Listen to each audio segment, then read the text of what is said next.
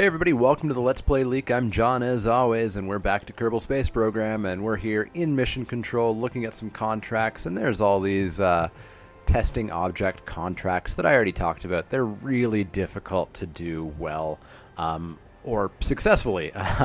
They require a lot of very specific requirements to be met that sometimes aren't really easily to meet, or even sometimes possible to meet, because of course they are randomly generated. So I usually just skip over them. Maybe we'll do some someday to get some extra money, but I've got my eye on Fly by the Moon.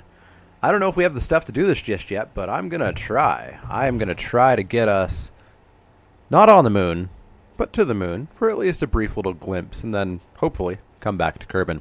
So we are going to accept Fly by the Moon. And I just realized I should have quickly read what Fly by the Moon requires exactly. I need to fly a vessel anywhere nearby the moon. Alright, nothing specific. So we've spent our science, I believe. Yes, we have. First thing we're going to do, though, is we're going to get ourselves an astronaut.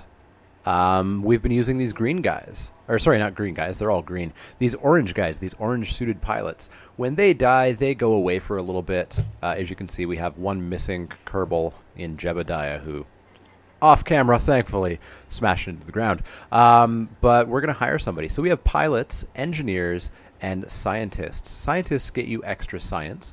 Pilots, very importantly, allow you to use the SAS, the control that really helps out with the craft staying straight, staying the way you have it pointed. And engineers allow you to do things like repack parachutes so that you can reuse them, and things like that. So obviously what we want is a pilot. So we've got Franbel Kerman, Ankin Kerman, Jashel Kerman as our pilots. They have courage and stupidity meters, which have no real effect. So I think we'll take Franbel. Franbel will be our pilot, who will hopefully live long enough to see many missions and not just smash into some foreign body or perhaps just blow up in space.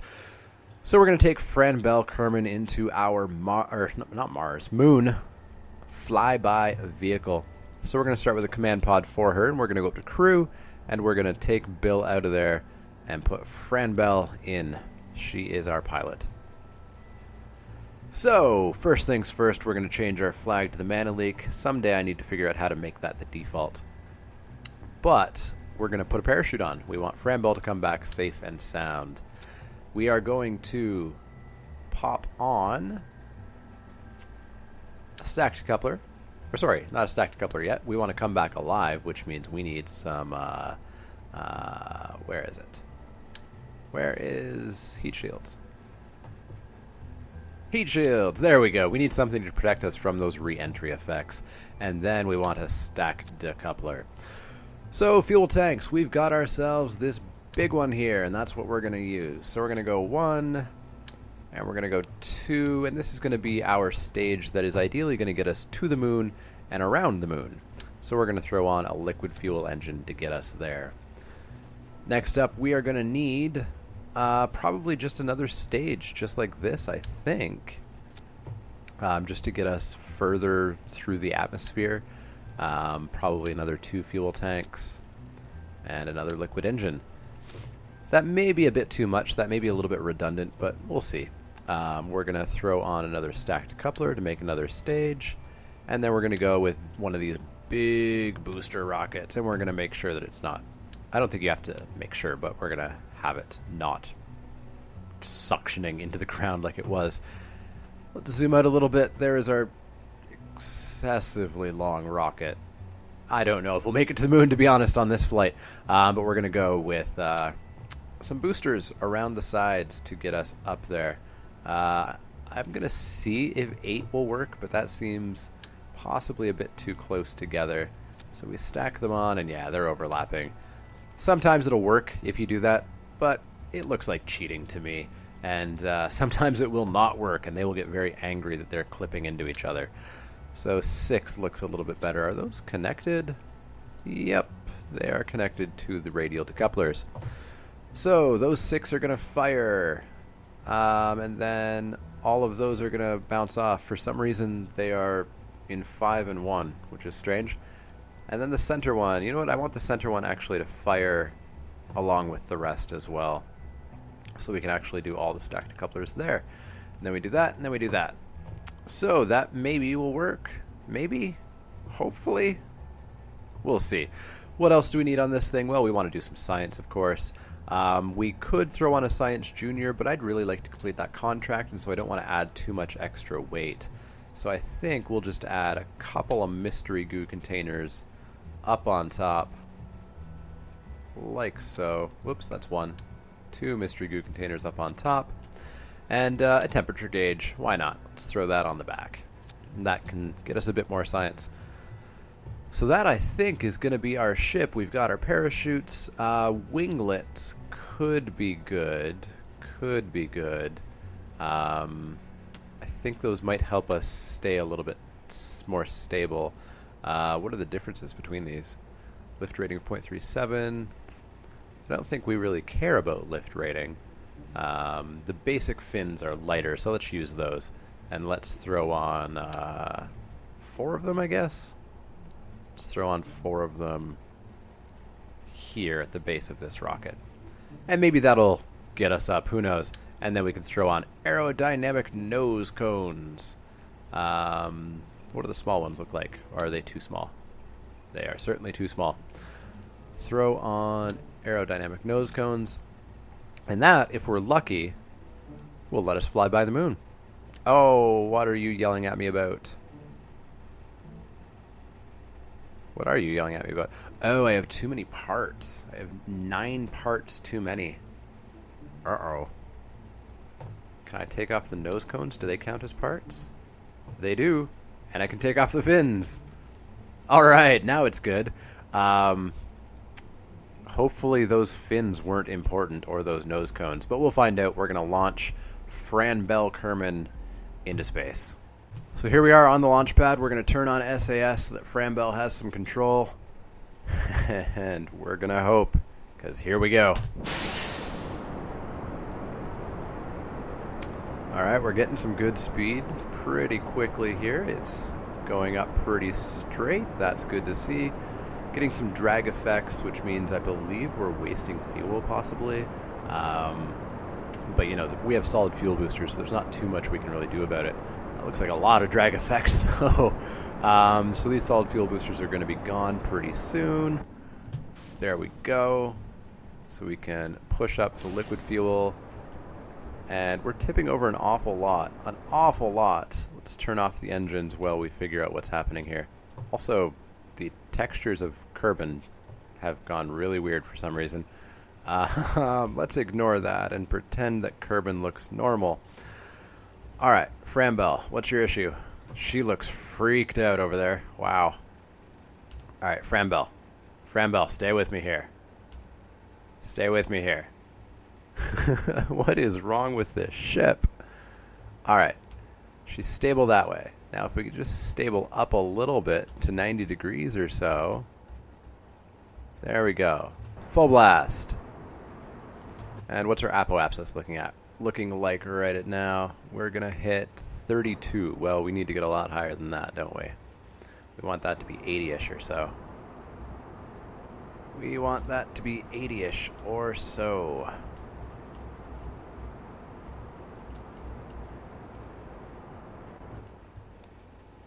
$47, $50. That engine's done. I do not think we are going to fly by the moon, unfortunately, people.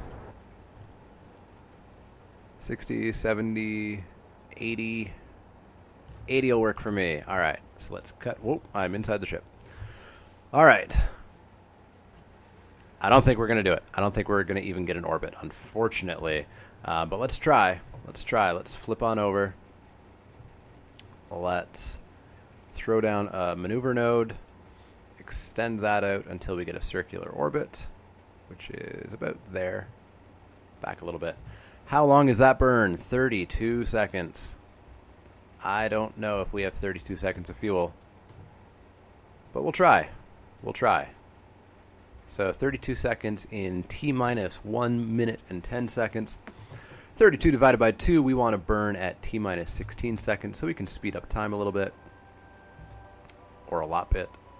So T minus 16 seconds, we're going to go full blast. 30 seconds, 20 seconds, let's slow it down. T minus 16 seconds, full blast, and let's see if we have 30 seconds of fuel. We do not. I can tell you that right now, we do not. So we are not even going to get to orbit here. So I'm going to have to maybe figure out what happened. Maybe upgrade the parts facility, or the vehicle assembly building, just to get more parts available. And I'm actually going to cut the fuel. I don't want to get into orbit and not have a way back.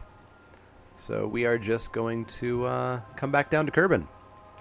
Let's speed up a little bit, use up all of our fuel. Get the nav ball up here so we can turn the throttle up. And we're out of fuel now.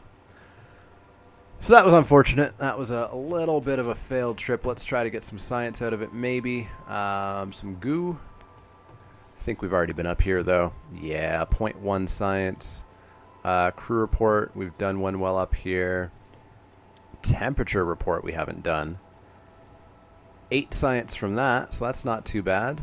And have we done an EVA out here? Let's EVA Franbell and find out. We have. That's unfortunate. Franbell, get back inside. And we're going to just jettison our excess now. And wow, we're going to go out of control. There we go.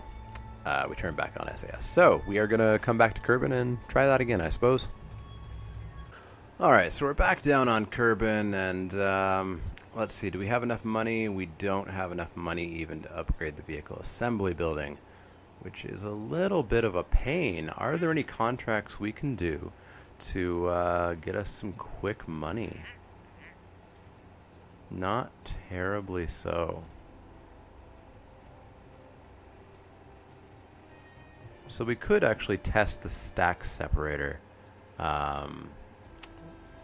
Oh, that's a different stack separator. We use the TR18A. This is the TRT2C. I don't necessarily want to go testing parts that I know nothing about just yet.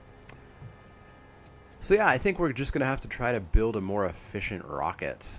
Maybe something that has a little bit more control on it.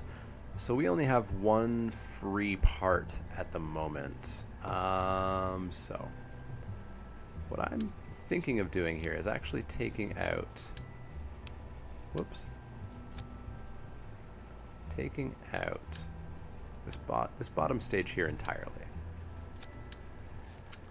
So we take out an entire rocket, but we also make our rocket significantly lighter, and that may actually in the long run help us out, or at least I hope it will. So I think we'll try this with a lighter rocket, and if that doesn't work, then we'll go extraordinarily heavier rocket for our next attempt.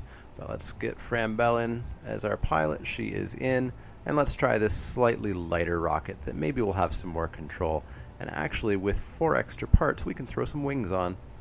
Maybe that will be our big giant secret that truly gets us there.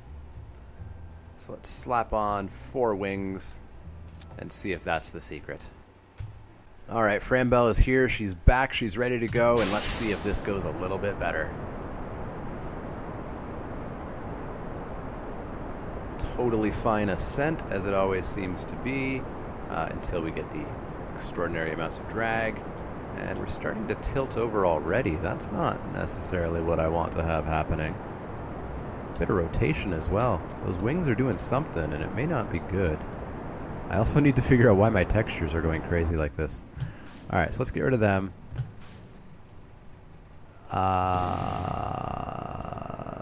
Did I just... Yeah, you know, this rocket's lighter, but I don't think we're really going to get where we need to be going before we just run out of all of our fuel. Yeah, you know what? I don't know if we're going to get to orbit even. Oh, wait. Yeah, so you can see a lighter rocket got us significantly higher. Our apoapsis is already at 92 kilometers, which is even perhaps a little bit higher than we necessarily need to be. Unfortunately, we again don't really have what we need to get into orbit. Well, there's no way we have 30 seconds of fuel left. So, what can we do? Can we get any science from up here? Are we above a new biome? 2.3 science, sure. Can we do a crew report? We cannot do a crew report. What about a temperature reading? Where's my thermometer? So hard to see in the dark. There we go. Log temperature, 7.2 science. All right. So we're going to get some science out of this one at least as well. So I think I'm just going to burn sideways. Let's see if we can tilt our rocket over.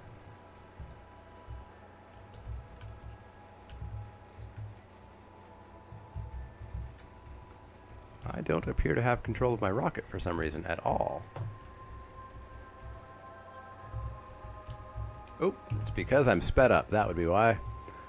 So we are going to go totally sideways and just full blast. Full blast it. And that's not going to get us into an orbit, but maybe we can get a little bit further away from the Space Center and get some more science going on. There we go. So I'm going to bring this one back down as well, and then we'll have one more attempt on this this run at least with a massive, massive, massive rocket. Somewhat disappointingly for everybody, I'm sure, we did not quite build the massive rocket, because I remembered that I can only have 30 parts because we haven't yet upgraded the VAB. So we've built this. It's decidedly less massive. So we had a little bit more success with that rocket with less. Less is sometimes more in Kerbal Space Program, as in life, for that matter. What I did is I unlocked these new fuel tanks. These ones are longer. They're about the size of the two together that I had before. And I also unlocked this little engine here. As you can see, it's a tiny little thing. And it does not give you very much thrust. It's probably not going to lift you off the surface of Kerbin. It has that little thrust. But it's super, super, super efficient. It uses a tiny amount of fuel for the thrust that it does generate. And in space, where there's no drag, where there's no air resistance, that turns out to be a whole lot of efficiency and usefulness, and ultimately distance that you can go. It's a measurement called specific impulse that I don't necessarily fully understand the actual math behind, but it is a very efficient engine. So we have that stage, which we're going to use in space and hopefully do a whole lot of good for us. We have another stage that's just 2 fuel tanks and an engine attached to it, and then we've got ourselves 5 boosters down here as opposed to the 7 that we usually have. So those 4 are going to go. Sorry, let's make it all 5 actually. All 5 are going to go. We're going to get rid of them, get rid of that one as well. Both those decouplers can go there. That engine, decouple, that engine, and good thing I checked. Otherwise, we would have been bringing back a whole bunch of fuel tanks and engines to Kerbin. We just want to bring back the command pod, so we need a stack decoupler up there between the parachute and that rocket. So there we go. We're going to take Fran Bell by the moon. Oh, that stack decoupler was 1 part too many. Well, let's get rid of the nose cones. I have no idea if they're super useful or not. You know what I actually want? I wasn't going to bother, but I want these to actually be lined up. They are no longer attached to the decouplers, so that's not good. Attach to the decouplers, please. Are you attached? Sometimes they don't attach to the decouplers, and I'm not sure why, and it's a real pain. Let's get another angle on here. There we go. Now they're attached to the decouplers.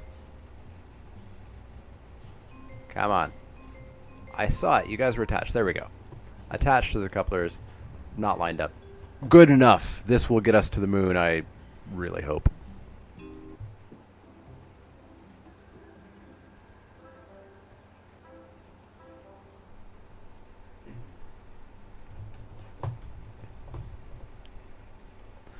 So here's Fran Bell Kerman, and here we go.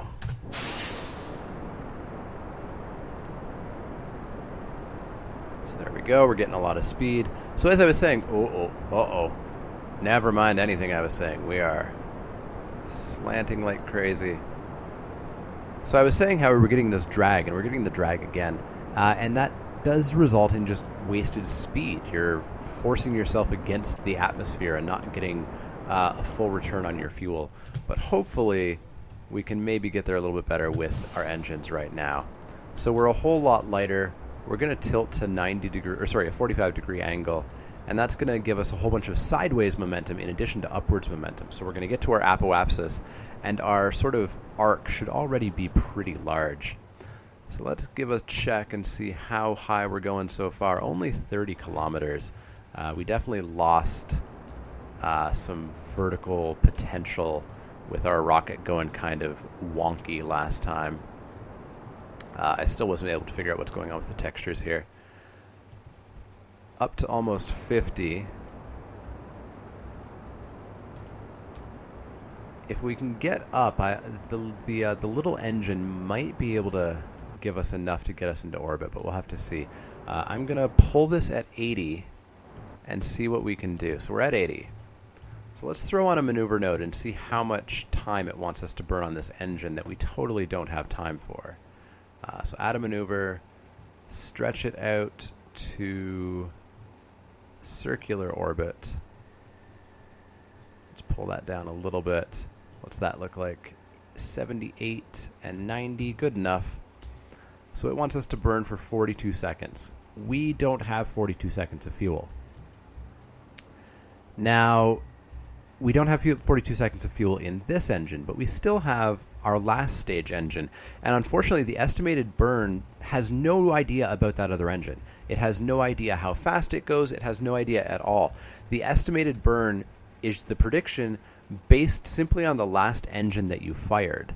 So we're actually going to need to burn for a whole lot more than 42 seconds, which would be T-minus 21. So I think at about T-minus 40, we'll burn full blast and then throw that stage away and use the last stage and see how much extra we actually need. But we may not get to the moon this time, unfortunately, either. But we may get to orbit and may be able to get some more science, maybe able to land somewhere new, and maybe get some stuff out of this mission. At the very least, we were able to unlock these new parts, including the Poodle engine, as it is called, that little tiny engine. So we're going to fire full blast and see how it goes. So it wants us to still burn another 30 seconds, and we're just about done. There goes that engine. We're going to throw it away, start up the next engine, and it wants us to go for a full minute. So we're going to go flying through the node, unfortunately. But as you can see, if you look at the liquid fuel gauge in the bottom left, it's going down really, really slowly with this engine. As I said, it's a really, really, really efficient engine once you're in space. So we've got 30 seconds left to go. We've already burned about 30 seconds, and it's, what, maybe a fifth of the fuel gauge? So we may actually be totally okay for orbit, and then we can maybe look at going to the moon and seeing how much it'll take to get there. I also realized one other problem, and that's that I didn't put any batteries on the ship. And we'll talk about that if it becomes a problem. So there we go. We're in orbit. 50. There we go. 75. Let's go a little bit further. If you're too close to the planet, you're actually going to sort of drag across the atmosphere, which is going to slow you down, which is awesome for our return. If we actually get to the moon, we don't have to use enough fuel that we hit Kerbin. We just have to hit Kerbin's atmosphere, and that will, it's called aerobraking. It'll brake us in the atmosphere and slow us down and make us land that way. It's a great way to save on fuel. But we're in a stable orbit, which is fantastic. That's the first step. How much fuel do we have left? We've got half a tank. So the trick is getting to the moon. So if we speed up time a little bit, you can see that we're rotating counterclockwise, or at least the way this is set up, the way we're oriented. We're rotating counterclockwise, and the moon is going that way as well. So what I'm going to do is I'm going to get up to the apoapsis, and I'm going to put a maneuver node up there. And so this circle here without the X, this is prograde, the direction that you're going. And so if we pull that out, that's going to give us a maneuver idea of speeding up.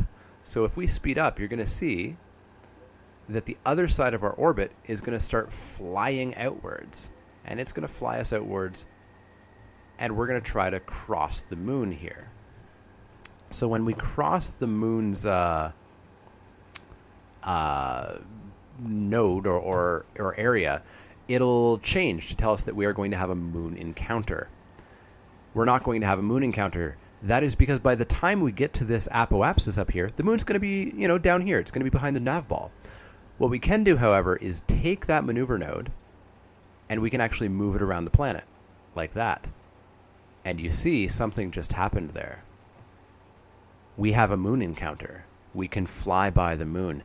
Now it's going to require that we burn 45 seconds of fuel. I don't know if we have 45 seconds of fuel, but Fran Bell is going to be a pioneer. She is going to be a pioneer for Kerbal kind and try to fly past the moon, even if it means that she may not come back. She's that brave. So we need to burn for 45 seconds. That would be T minus math. 20 seconds. 22 and a half seconds. T minus 22 and a half. We're going to burn for 45 seconds. We are at T minus 6 minutes, so we're going to speed up time. T minus 3 minutes. We're looking for T minus 22 and a half. So here we are at T minus 50. Let's slow down so we don't miss it. T minus 26, 25, 24, 23, 22 and a half. Full blast. Fran Bell is off. Fran Bell is flying away from Kerbin. She's increasing her speed drastically, expanding her orbit, and she's going to fly by the moon. I think she's going to get there. I think she's going to get there. You see our orbits expanding outwards. We've got 18 seconds to go. Plenty of fuel for us to fly by the moon. Getting back is going to be another question entirely. Another question entirely. So she's got 5 seconds left. 2, 1. We went a little bit too far, actually. Our moon encounter is going to be kind of weird.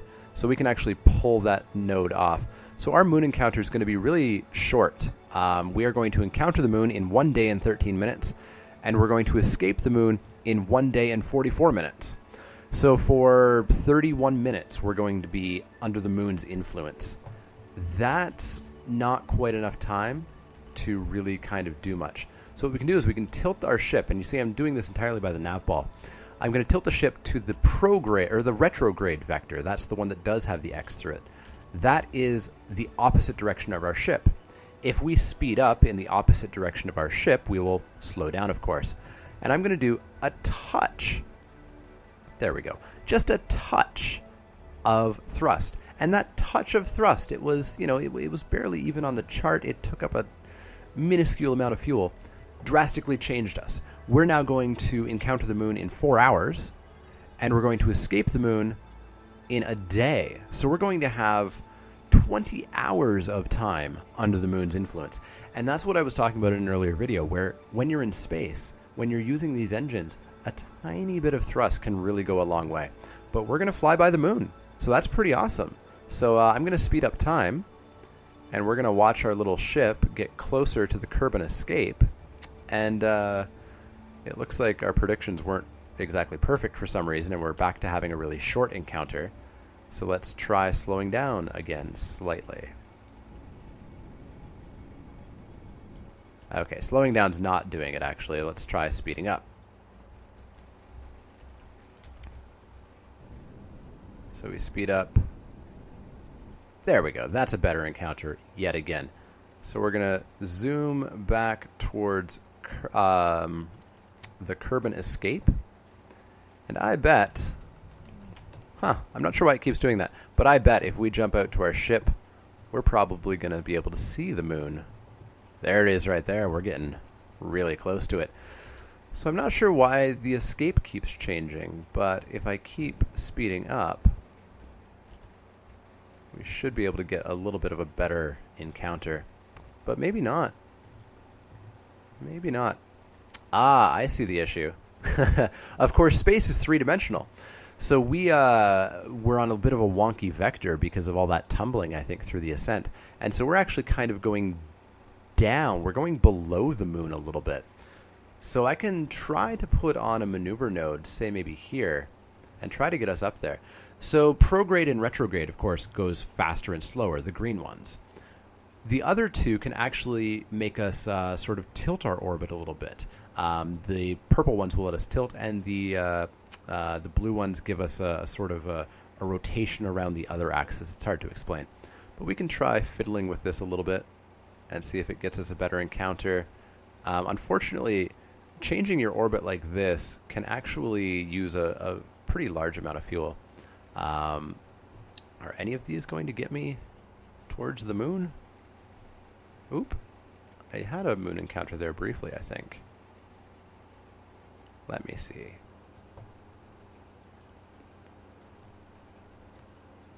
Okay, I'm not even sure what's happening here. But I think we're getting a moon encounter? We're getting a moon escape. Where the heck is our moon encounter happening? That's going to require 16 seconds of fuel, though. So I think we're just going to go for this really short encounter here, this 19-minute encounter, and see if that maybe solves our contract. If that solves our contract, then we're just good. We're just good at that point. Oh! We got our moon encounter, and we did the contract. We are going to fly by the moon. There's the moon right there in all of its glory. We're going to fly by. We're going to get some science while we're here. Because Frambelle's feeling brave, she thinks she's going to return to Kerbin. Is she? I don't know. But you can see we get 20 science for that. We get a lot of science for being here by the moon. We're going to do a crew report, get ourselves another 10 science, and Frambelle is even going to jump out of the ship and get an EVA report from space high over the moon. And she's going to jump back in before she floats away.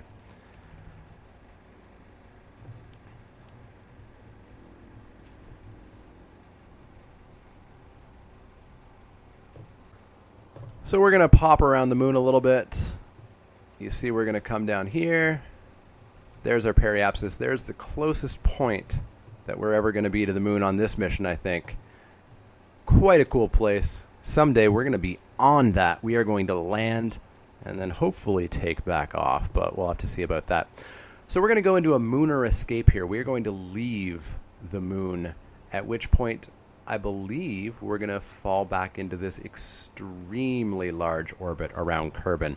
So if we speed up time, we will escape the moon, and we're back under Kerbin's influence, and we're really far away from it.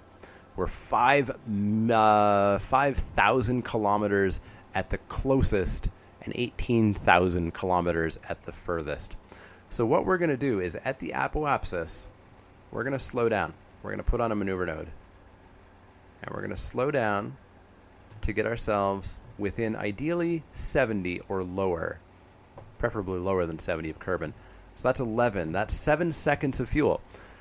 So you see 7 seconds of burn with this really efficient engine way out in space is enough for us to go from 5,000 kilometers to 11 kilometers above Kerbin. Quite crazy. But I think Frambelle is actually going to make it home. She was brave. She went out here for a Kerbal kind, and she is going to return with all of this delicious mooner science. So we're going to get ourselves onto our maneuver node. 7 seconds. That, of course, is T-minus 3.5. But we have 2 days until we get to our node, so we're going to need to speed up time. There, the moon fades into the background. And I accidentally blew past the maneuver node. I'm going to show you at some point Kerbal alarm clock. It's been up here for a while. I haven't used it, but it's a way to make sure you hit your maneuver nodes without screwing up like I've done. Now, luckily, we're so far out in space that this should be totally okay to just burn for 7 seconds again. And, uh-oh, what did I do?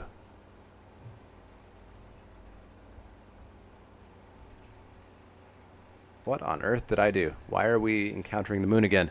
Did I pull that in at all? I am on the prograde vector. And if I speed up... Okay, there we go. We just had an accidental moon encounter for a little bit. So yeah, we should still be able to make this totally fine. 1,000 kilometers, 800, 700, 600, 500, 400, 300, 200. There we go. 20 kilometers, that'll get us in. And we still even have a fraction of fuel. So you see how truly efficient that Poodle engine can be. But we're going to speed up time and we're going to accidentally loop around the Earth. So as I said, if you speed up time too much, it actually speeds up physics and things go a bit wonky.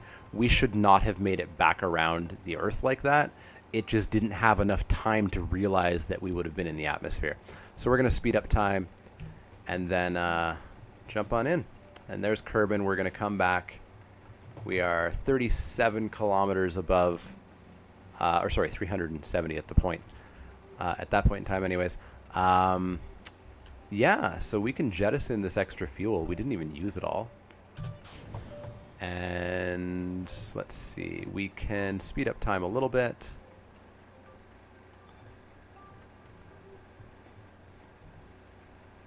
Here we are at 60 kilometers. We're starting to re-enter the atmosphere.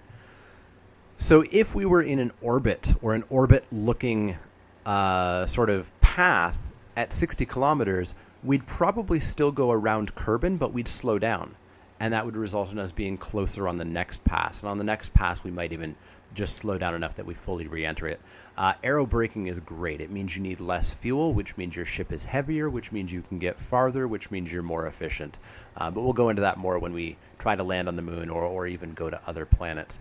But we're going to come in here at a nice shallow angle. Hopefully nothing blows up on me. I haven't had anything blow up on me just yet with these re-entry effects.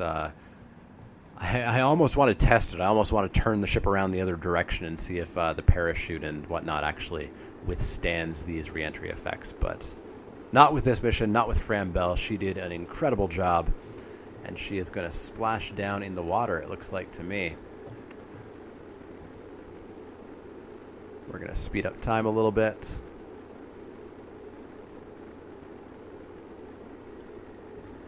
That is a long re-entry. Oh dear, so we actually have these temperature gauges showing up.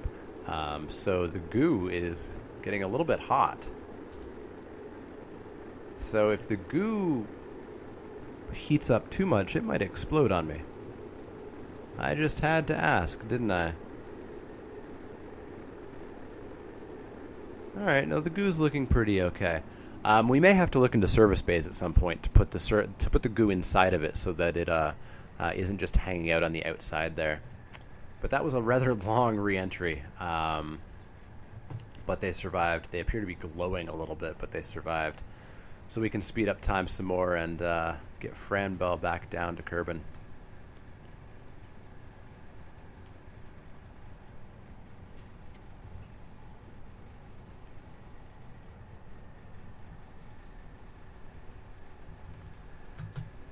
At about 13, we will, or 1,300 rather meters, we'll put our parachute out, and that is going to deploy and bring us softly down into Kerbin's water, and we have this mystery goo we didn't even use.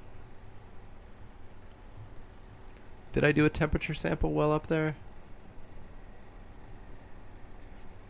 I believe I did. Maybe you can just do unlimited temperature samples. Interesting. But Fran Bell is going to splash down, and she is the first Kerbal to see the moon up close.